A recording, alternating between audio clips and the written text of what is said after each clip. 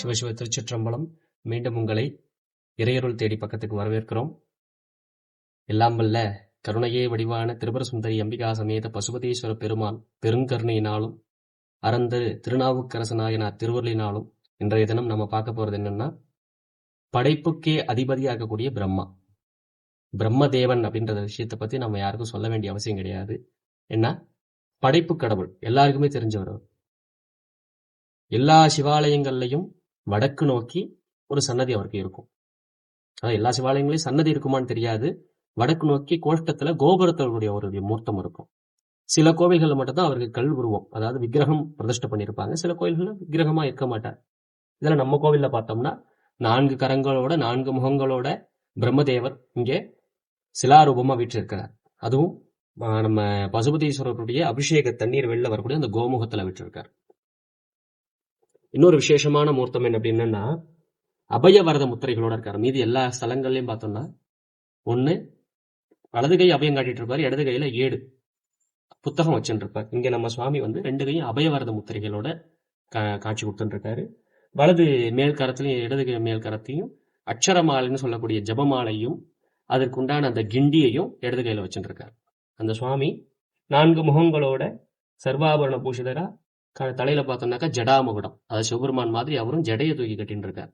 இதுல கோஷ்டத்துல மேல பார்த்தோம்னா கோபுரத்தை பார்த்தோம்னா நமக்கு தெரியும். கோபுரத்துல பிரம்மாவுக்கு நமக்கு பெரும்பாலும் தெரிஞ்சு சரஸ்வதி தேவி மட்டும்தான் மனைவி அப்படின்னு நினைச்சுட்டு இருக்கோம். அதே சரஸ்வதி சுரூபமே 2 சுரூபமா 2 சக்திகளா பெரும்பாலான கோயில்கள்ல அந்த கோபுரத்துல போட்டிருப்பாங்க. என்ன காரணம்னா, ஒருத்தர் பேரு சாவித்ரி, இன்னொருத்தர் பேரு காயத்ரி.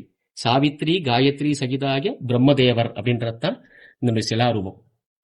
மகா சரஸ்வதி அப்படின்றது சில இடங்கள்ல மட்டும்தான் சரஸ்வதியோட ஒற்றை தேவியோட இருப்பார். மீது எல்லா இடங்கள்லயுமே இந்த மாதிரி 2 அம்பிகைகளோட தான் அவர் வீட்டில் இருப்பாரு. இப்படி பார்த்தோம்னா மும்மூர்த்திகள்ல முதலாவது மூர்த்தி, அதாவது ஆத்மம் வித்யா சிவம் அப்படின்னு சொல்லிட்டு 3 தத்துவம். ஆத்மத்துவம், வித்யா தத்துவம், சிவ தத்துவம்.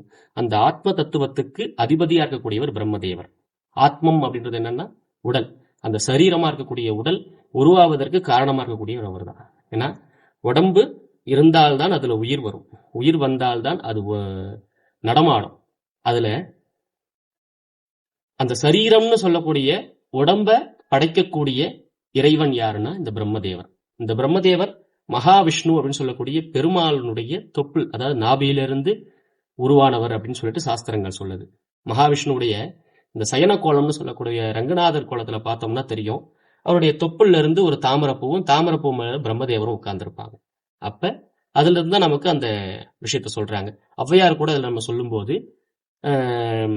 கரியமானோ அப்படின்னு சொல்லிட்டு சொல்லும் போது பிரம்மதேவர் கரியமான் உந்தியில் வந்தோன் அப்படின்னு சொல்லியிருப்பாங்க. உந்தி அப்படின்றது என்னன்னா நாபி அப்படின்னு சொல்லக்கூடிய தொப்புள். அந்த தொப்புள்ள இருந்து கரியமானுடைய தொப்புள்ள இருந்து பிரம்மா உதித்தார் அப்படின்னு சொல்லிட்டு ஔவையார் கூட சொல்லியிருப்பாங்க. அப்பேற்பட்ட பெருமைக்குரிய நமக்கெல்லாம் பிறப்பு கடவுளா இருக்கக்கூடிய நம்ம உடம்புலேயே ஆத்மம் அப்படின்னு சொல்லக்கூடிய அந்த சக்தியா இருக்கக்கூடிய அந்த பிரம்மதேவரை திருவாமூர் இருக்கக்கூடிய சன்னதி இன்னைக்கு நாம தரிசனம் பண்ணிக்கிட்டு இருக்கோம். வாழ்வுல எல்லாரும் எல்லா நலங்களும் பெறணும் அப்படின்னு சொல்லிட்டு பிரம்மதேவர் எல்லாரும் பிரார்த்தனை பண்ணிக்கலாம். மீண்டும் ஒரு நல்ல பதிவோடு உங்களிடமிருந்து விடைபெறுகிறேன். சிவாய நம. இறைவன் உள்ள தொடுக்கம், இறைவனோ தொண்டருள்ள தொடுக்கம், தொண்டர்தம் பெருமையை பாடுவதும் பெரிதே.